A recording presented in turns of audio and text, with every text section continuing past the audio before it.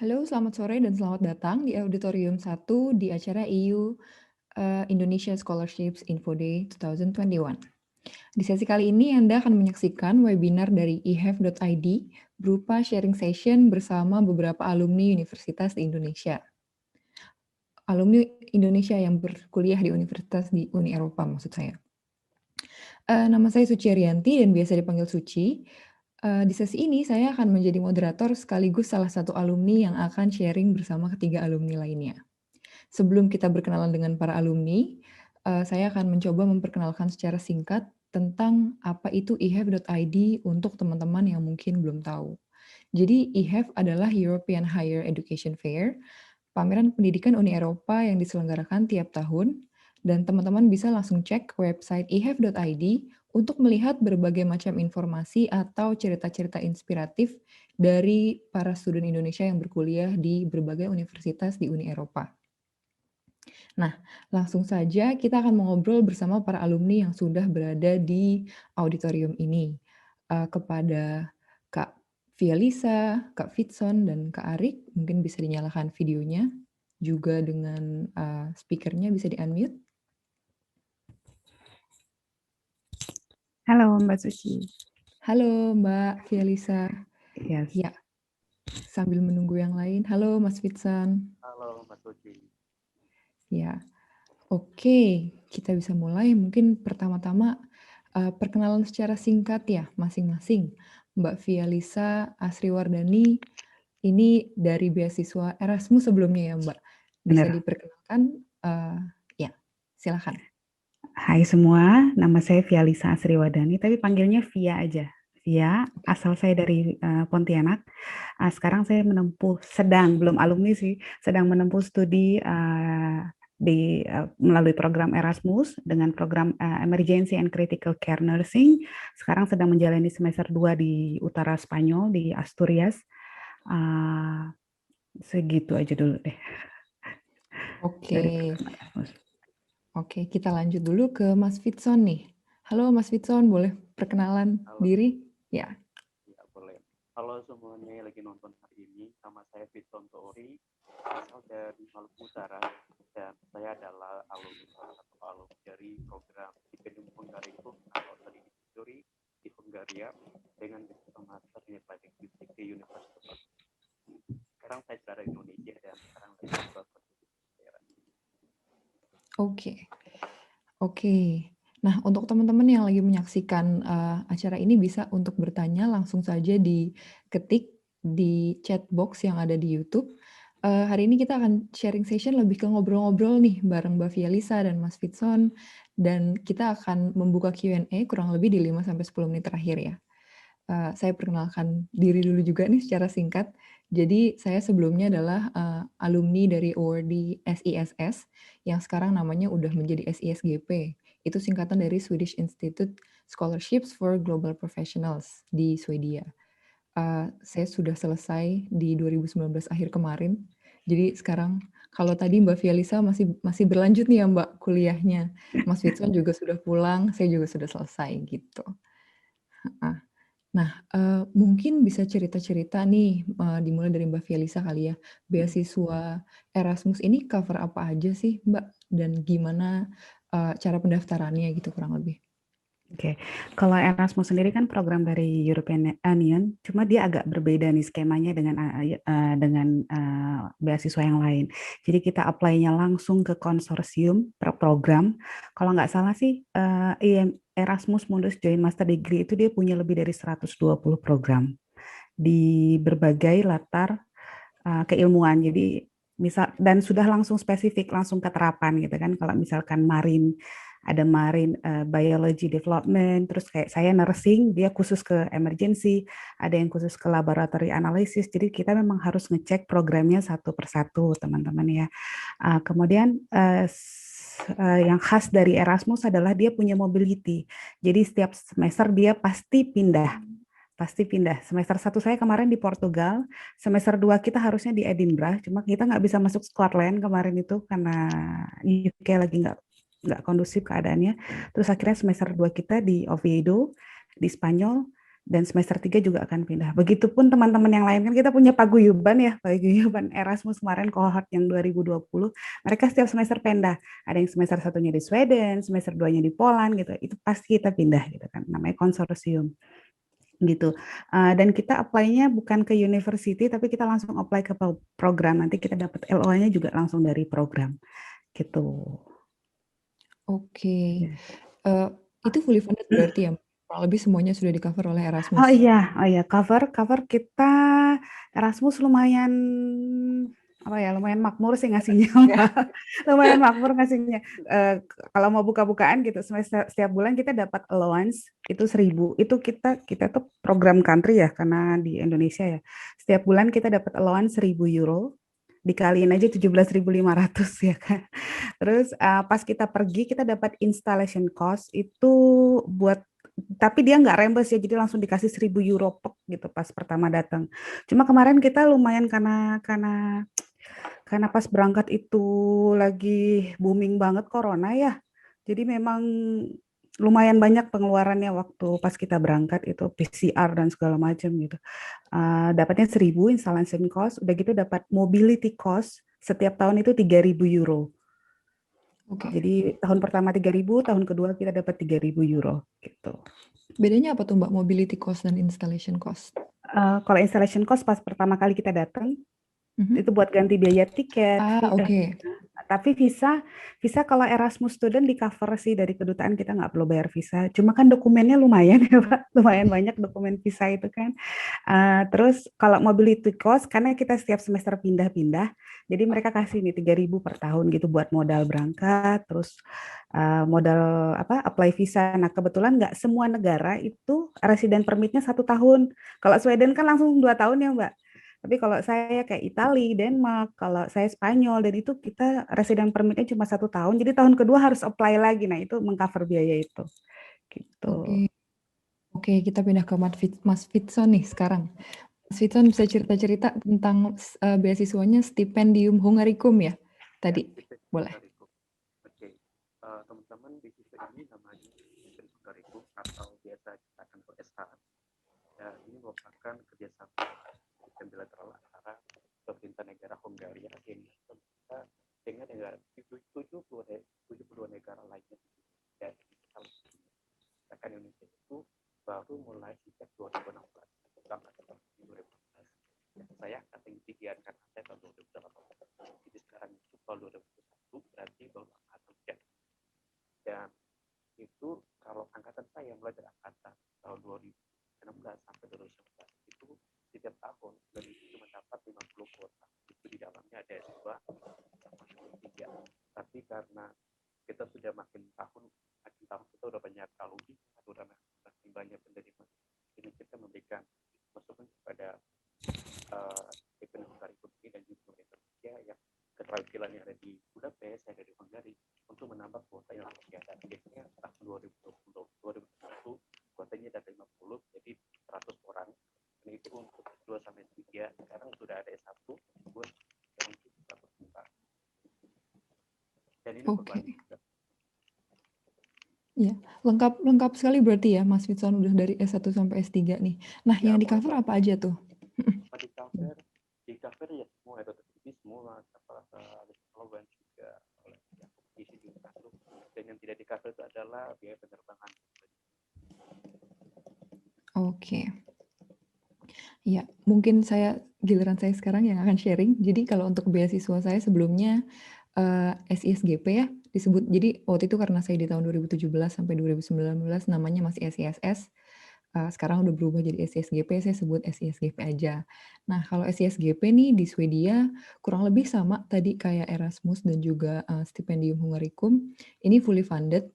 Beasiswanya itu udah termasuk living cost, study tuition fees, juga terus insurance juga sudah di-cover, dan juga kalau di SISGP ini ada komunitas umur hidup gitu kurang lebih. Jadi meskipun setelah udah nggak jadi awardee lagi tuh masih bisa diundang ikut acara-acaranya Swedia gitu kurang lebih. Nah kalau tadi Mas Fitson sebut gitu kurang lebih kuotanya 100 orang ya per tahun.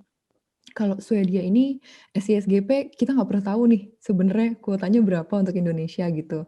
Cuma kurang lebih memang pendaftarnya itu dari berbagai macam negara berkembang. Salah satunya Indonesia. Kalau di ASEAN itu Indonesia, Kamboja, Vietnam itu masuk ke situ. Jadi saingannya bukan hanya sama teman-teman yang satu negara, tapi saingannya sama berbagai macam negara di Asia dan juga di Afrika. Kurang lebih begitu. Kalau tadi juga allowance ya Mbak Vialisa, kalau Erasmus nih ada banyak nih plus-plusnya, ada installment cost, ada mobility cost. Kalau tadi di Swedia ada di awal untuk coverage untuk terbangnya, terbang pulang pergi ke Swedianya itu udah di-cover dan diberikan di awal gitu. Dan tiap bulan tuition fees, living cost-nya kurang lebih 1.000 euro juga sama. Tapi kalau di Swedia memang pakai Swedish crown. Jadi iya kurang lebih 10.000 Swedish crown gitu. Nah kita next dulu, udah mulai banyak nih yang bertanya soal beasiswa. Kita next dulu sharing kalau dari sisi akademik nih. Kalau di Spanyol gimana tuh Mbak Vialisa? Atau secara keseluruhan pas mobile cerita-ceritanya? Saya nyontek dulu ya, soalnya ternyata Boleh. sistem gradingnya itu totally different gitu Mbak. Kan kalau kita di Europe, kalau di Europe pakai ECTS kan, European Credit Transfer System. Kalau di Indonesia kita pakai SKS dan itu beda jamnya. Kalau kita di per semester itu dapatnya 30 ECTS, lumayan gede. Nah, sistem grading itu beda setiap semester. Di Portugal itu pakai maksimal numbernya itu 10, 9,5, 9. Kalau di Spanyol itu 20, 19, 18 gitu. Kalau di UK beda lagi. Nah, tapi kita acuannya ke konsorsium, ke koordinator konsorsium, karena koordinatornya dari Spanyol, jadi kita mengikuti grading dari Spanyol gitu. Nanti dikonvert ke Spanyol gitu. Di kelas yang saya salut environment itu beda ya, dosen-dosennya itu gimana ya, mereka tuh encourage banget ke studennya gitu. Nggak ada yang namanya kamu salah, kamu mau berpendapat kayak apapun sok mangga gitu kan, terserah, nggak ada yang nyalain, nggak ada. Dan mereka full supportnya bagus banget. Balas emailnya cepet banget, saya baru ngirim tugas berapa gitu langsung di komen lah, saya bingung, cepet banget gitu responnya gitu kan. Kemudian bedanya, nah setiap program beda-beda, ada yang ada examnya, ada yang enggak. Kalau kelas saya presential class, kita masuk di kelas, waktu itu Portugal sudah terkontrol coronanya, jadi kita tatap muka, kita nggak ada exam, tapi full essay, full paper, full presentasi, dan publish gitu. Dan itu, oh my God, gitu beda banget ya Mbak sama sistemnya di Indonesia gitu kan. Tapi ada teman-teman yang exam sih. Kalau saya lebih mendingan exam sih Mbak, sejujurnya lebih mendingan exam gitu.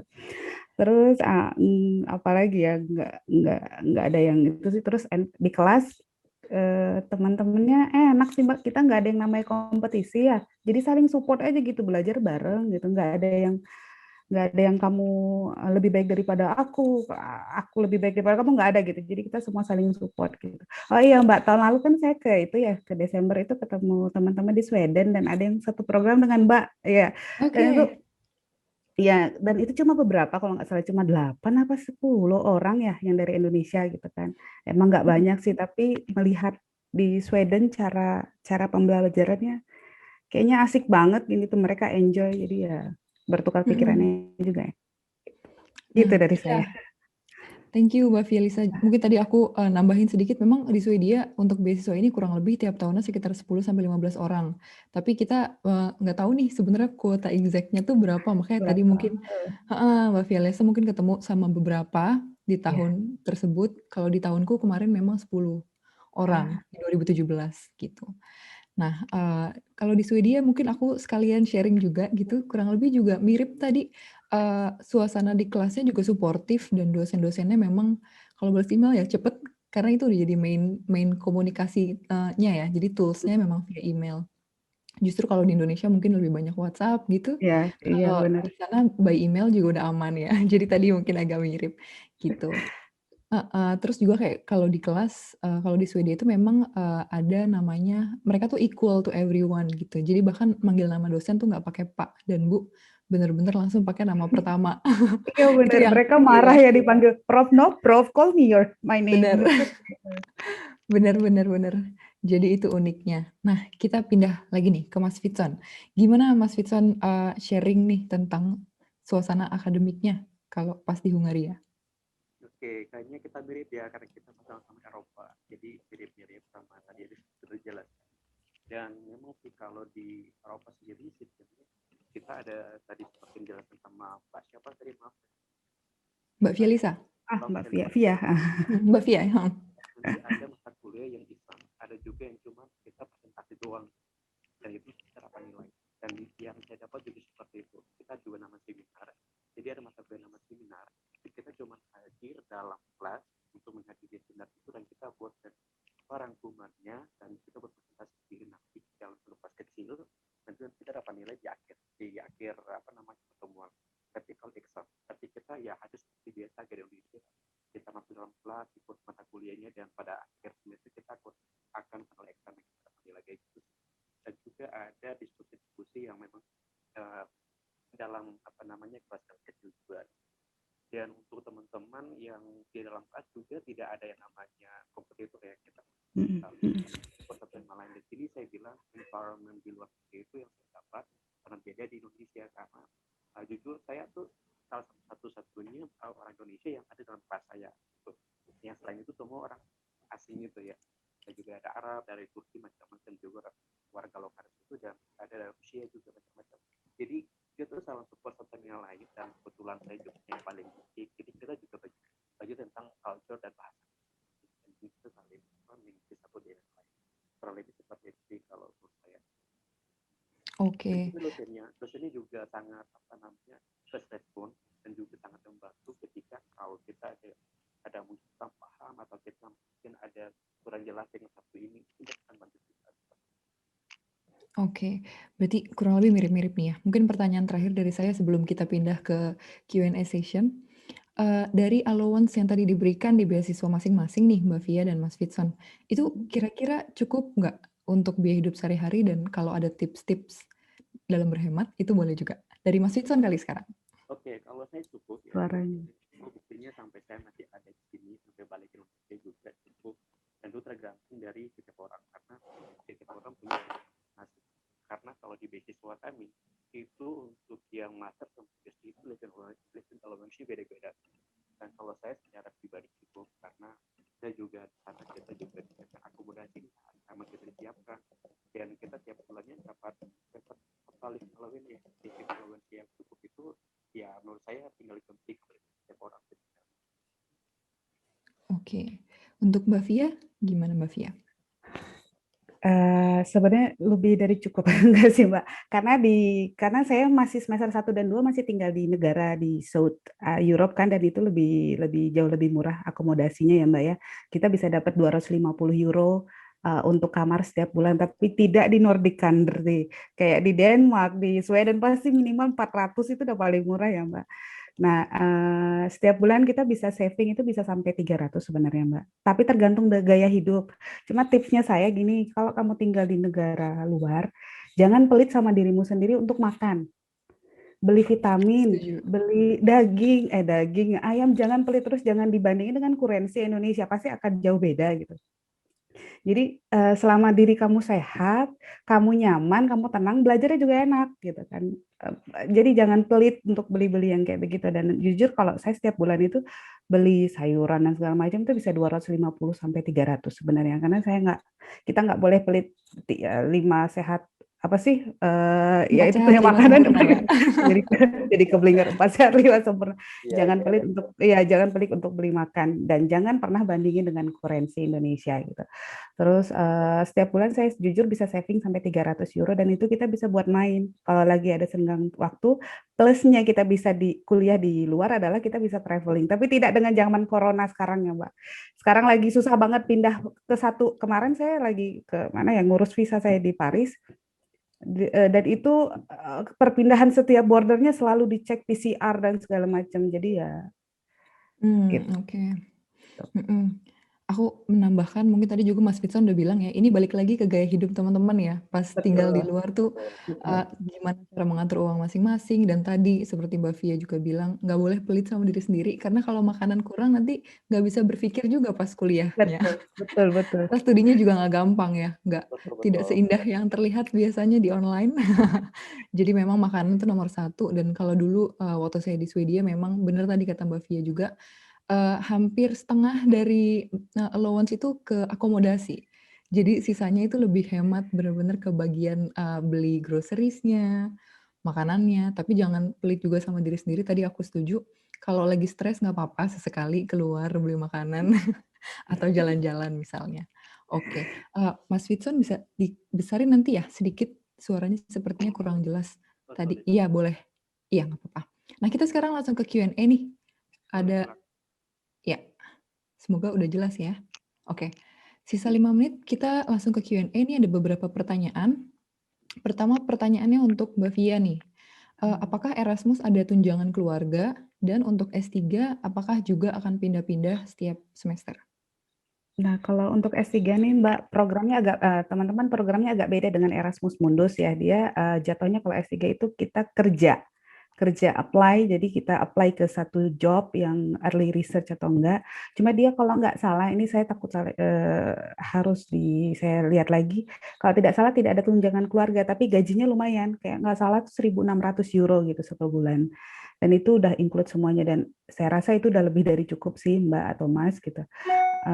Kemudian apa tadi itu kalau Ya, keluarga itu balik ke diri kita sendiri gimana kita ngaturnya ya. Saya lihat kemarin teman ada yang juga di bawa keluarga kemarin itu satu orang, cuma memang pengurusan visanya agak ribet karena dia harus ada bank statementnya lebih berapa juta, lebih dari 100 juta kalau nggak salah gitu. Tapi bisa bawa keluarga sih. Tergantung negaranya. Saya sekali lagi karena compare-nya ke Sweden, karena teman saya yang bawa keluarga itu di Sweden, jadi dia dapat social number suaminya bisa kuliah juga oke. S2 di situ free ya Mbak ya, Ya, asal punya social number, dan mereka ada yang part time sebagai kayak GoFood dan segala macam. Jadi aman-aman aja sih sebenarnya bawa keluarga gitu. oke. Tapi itu berarti additional cost ya, Mbak ya, di luar Iya dari benar. coverage-nya Erasmus. Iya, jadi nggak Oke, ada tunjangan keluarga. oke. Nah, untuk Mas Fitson nih, ada nggak tunjangan untuk keluarga kalau untuk di stipendium Hungarikum?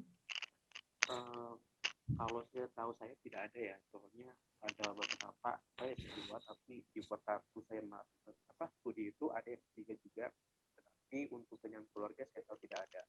Ini khusus untuk bagian penerima beasiswa saja ya, tapi lumayan besar kalau buat yang PhD itu lumayan besar daripada yang kedua. Jadi masih cukup lah kalau buat saya. Oke.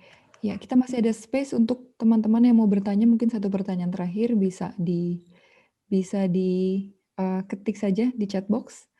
Eh, Terakhir mungkin pesan ya, Mbak Via dan Mas Fitson nih untuk teman-teman yang lagi hunting scholarship atau para scholarship hunters. Oh, sebelum ke situ, sorry. Ada satu pertanyaan terakhir.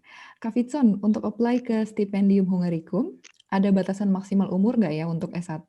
Dan minta tipsnya gimana biar bisa keterima fully funded di beasiswa tersebut? Oke. Kalau untuk masalah umur kayaknya tidak ada batasannya. Selama saya tahu tidak ada batasannya.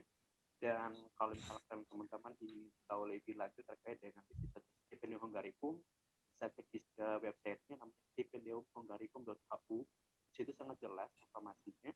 Dan karena ya tadi saya bilang dari awal, pertama kan kita cuma 50, sekarang udah jadi 100, dan juga jurusannya juga beda-beda.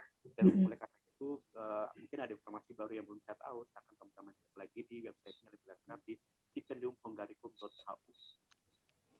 Oke, bisa dicatat teman-teman untuk Hungari stipendiumhungarikum.au, dan untuk Erasmus di mana Mbak Via? Ini nih soal batasan usia. Saya juga mau Ya, nambahin, saya ini boleh. lumayan berumur, saya 34 tahun. Untuk Erasmus itu tidak ada batasan usia. Mau Ya. kamu 40 tahun juga nggak ada masalah gitu kan.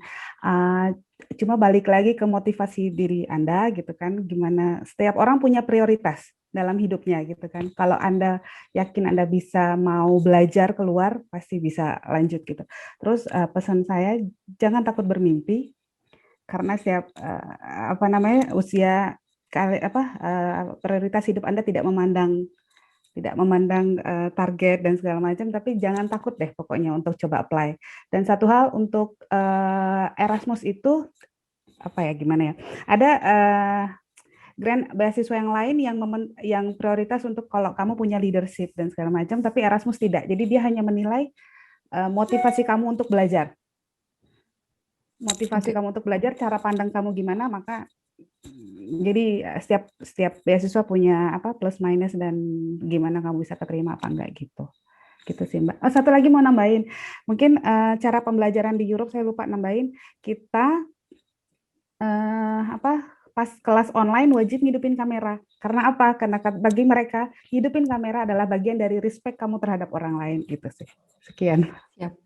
Ya, terakhir dari saya mungkin untuk beasiswa SISGP ke Swedia, kebetulan setelah ini adalah sesinya Study in Sweden, jadi teman-teman bisa langsung bertanya dengan Mbak Amreta yang akan presentasi di Study in Sweden. Oke, waktu kita sudah habis. Terima kasih kepada Mbak Via dan Mas Fitsan Terima kasih atas Mbak Suci. sharing-sharingnya. Dan teman-teman yang lain bisa stay di auditorium ini dan juga jangan lupa untuk mengunjungi virtual booth untuk berbincang langsung dengan para eksibitor dari berbagai negara. Selamat Terima sore. kasih Mbak Suci, Mbak Terima kasih. Fitsan. Bye.